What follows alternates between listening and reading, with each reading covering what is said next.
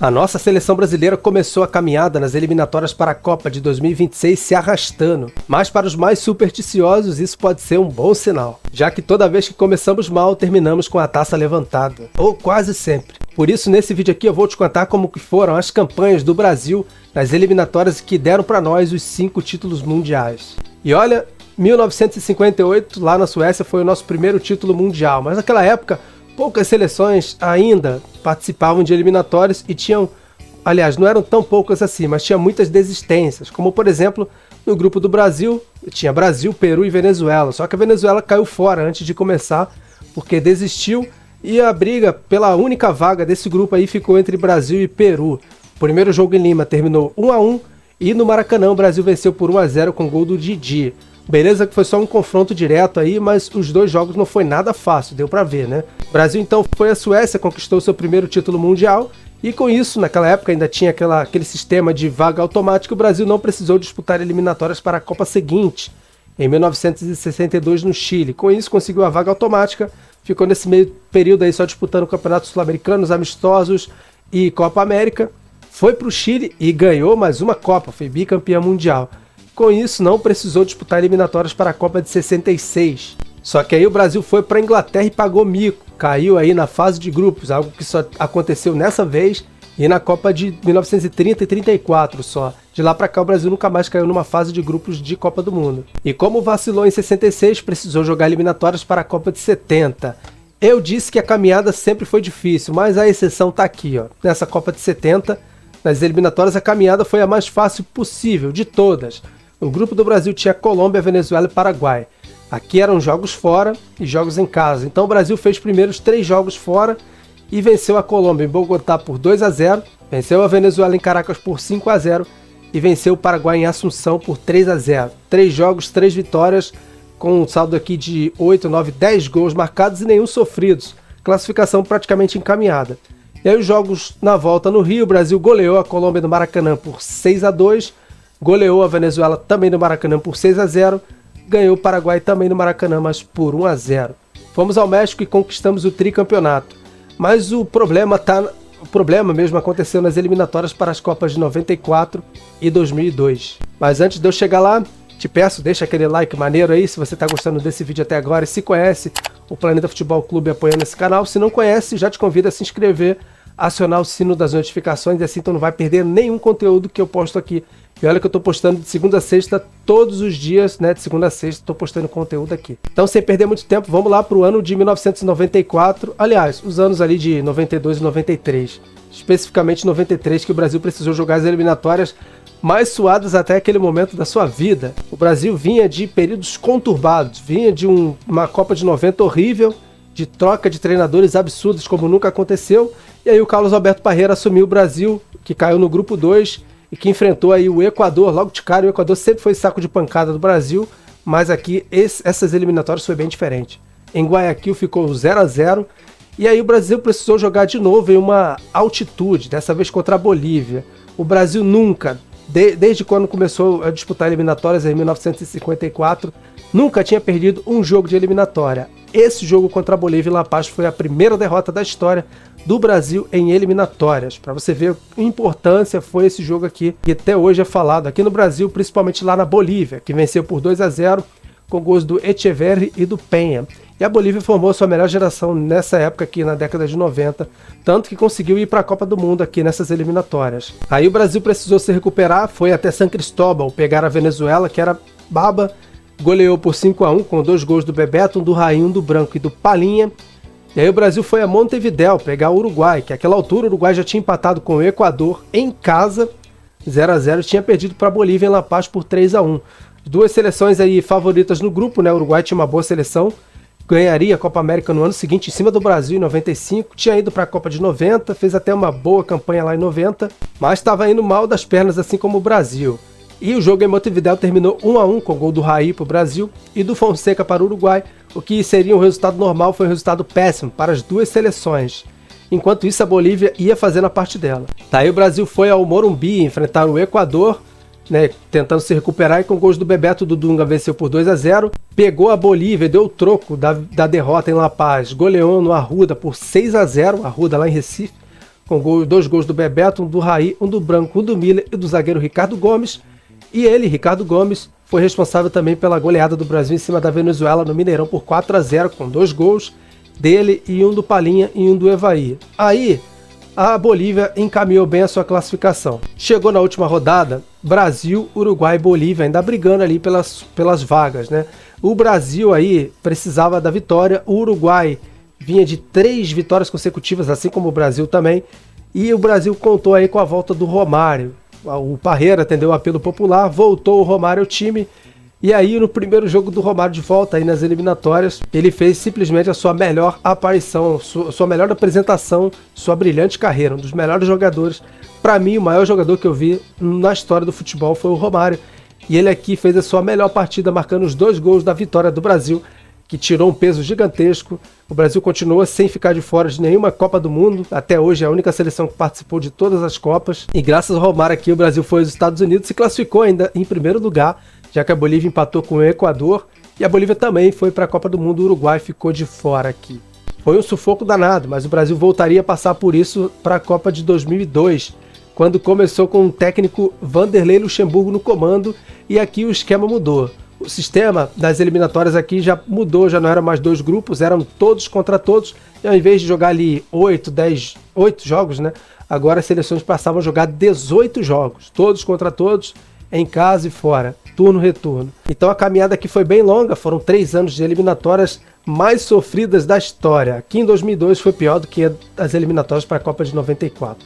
O Brasil começou com o Luxemburgo no comando, empatou com a Colômbia fora por 0-0, e aí teve uma vitória suada contra o Equador no Morumbi por 3-2. O Equador sempre foi saco de pancadas, mas o Brasil começou a sofrer bastante com o Equador, que montou a sua melhor geração aqui e foi para a sua primeira Copa do Mundo justamente aqui nessas eliminatórias, e terminou bem demais, hein?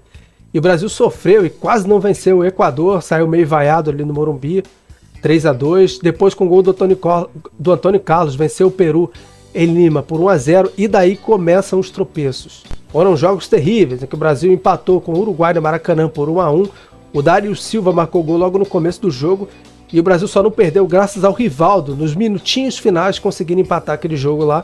O Brasil evitou ali o que seria a sua primeira derrota em casa nas eliminatórias, algo que nunca aconteceu, e eu espero que não aconteça contra a Argentina amanhã. Mas aí o Brasil foi a Assunção e tomou uma lapada lá do Paraguai, perdeu por 2-1, Luxemburgo em crise, sendo vaiado, e o Brasil jogaria contra a Argentina. Ainda naquele mês, no meio de 2000, né, enfrentaria a Argentina no Morumbi.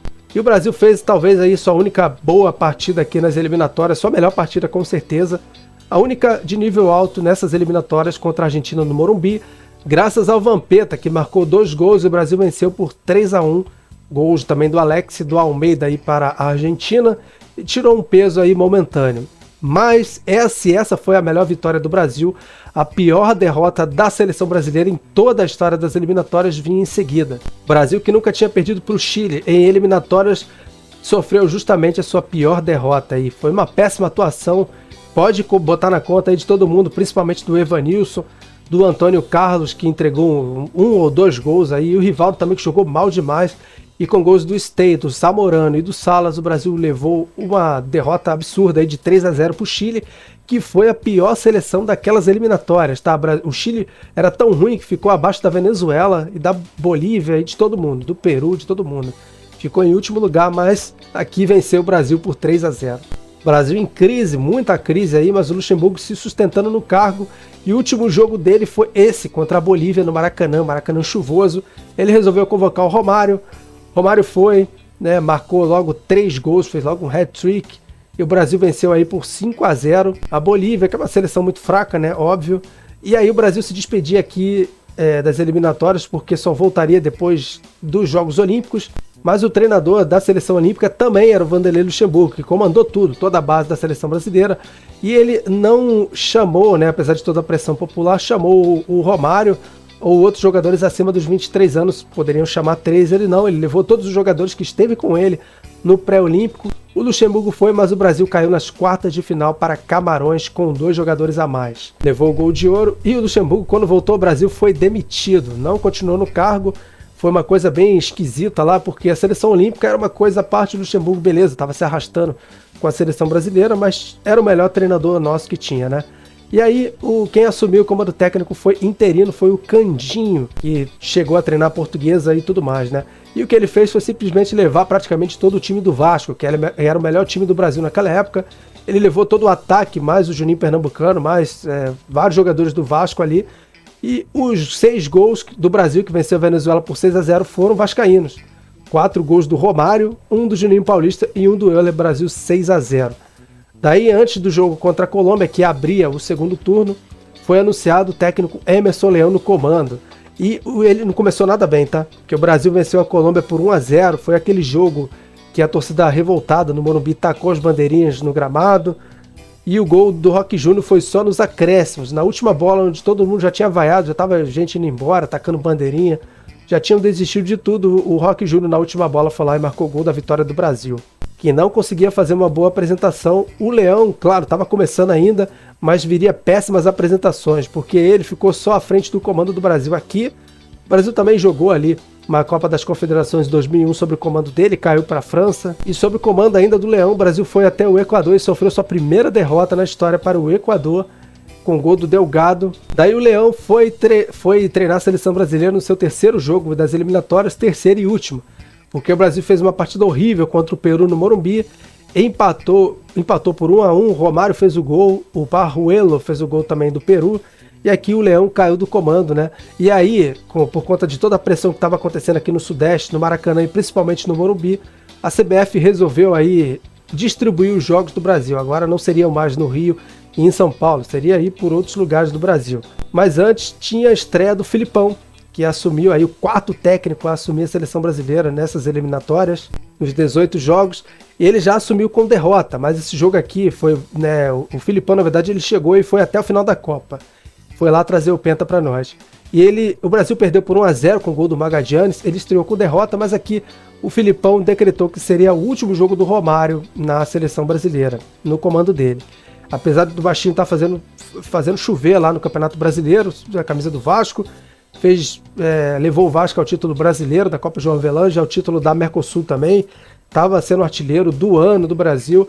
Ele teve problemas ali na concentração e o Filipão resolveu nunca mais levar o Baixinho. Com isso, o Filipão formou ali a família Scolari, foi até o Olímpico de Porto Alegre, venceu o Paraguai por 2-0 com o gol do Marcelinho Paraíba, que jogou no Grêmio, né? E do Rivaldo. Foi até a Argentina, perdeu para a Argentina por 2-1 com o gol contra do Ayala, o Roberto Carlos cobrou um lateral ali. E a Argentina virou com o gol do Gadiardo, aquele mesmo, e o gol contra do Cris. E entre vitórias e derrotas, o Filipão continuou ali e foi até Curitiba, o Couto Pereira, venceu o Chile por 2-0 com gols do Edilson e do Rivaldo. E o Brasil, na penúltima rodada, sofreu mais uma derrota, 6 derrotas. E dessa vez foi para a Bolívia, na altitude. Né? O Edilson até marcou 1-0, mas o Brasil levou a virada de 3-1 para a Bolívia lá na altitude. E aí o Brasil nunca esteve tão ameaçado quanto em 94 e 2002. Só que a sorte do Brasil, diferentemente de 94, que enfrentou o Uruguai, aqui o Brasil enfrentou a Venezuela, que já estava eliminado, não tinha mais o que fazer. E aí o Filipão deu uma mesclada ali, a CBF tirou o jogo do Sul e do Sudeste e mandou lá para São Luís do Maranhão, né, totalmente fora da rota e do eixo. E o Brasil precisava do apoio da torcida, fizeram promoção de ingresso, a torcida lotou. O Filipão trouxe aquela questão da família, aproximou os jogadores da torcida e o Brasil fez o que precisava. Venceu a Venezuela, podia vencer até por 1-0, mas venceu por 3-0, com 2 gols do Luizão e 1 do Rivaldo, os 3 gols no primeiro tempo. Foi em clima de festa que assim o Brasil conseguiu ali a classificação para a Copa do Mundo de 2002, ficando em terceiro lugar com 30 pontos, um a menos que o Equador, que ficou em segundo com 31. A Argentina disparou com 43, o Paraguai também foi para a Copa com 30, o Uruguai com 27 foi para a repescagem e o restante ficaram de fora. E o detalhe aqui dessa passagem do Filipão nas eliminatórias é que alguns jogadores que ele convocou para a Copa nem sequer jogaram nenhum jogo dessas eliminatórias. Um deles foi o Ronaldo Fenômeno por conta de lesão e peso. Mas o Ronaldo é o Ronaldo, então não precisava jogar nenhum jogo, só convocou e ele fez o que fez lá na Copa do Mundo. Mas o Kaká, o Kleberson, o Anderson Polga, o Gilberto Silva não jogaram nenhuma partida dessas eliminatórias e alguns deles aí, tirando o Anderson Polga, né, ou chegaram como titular ou viraram titular na Copa do Mundo. Então o Filipão até nisso acertou. Ele formou a tal família escolar dele e lá o Brasil conquistou o pentacampeonato vencendo todos os jogos daquele jeito.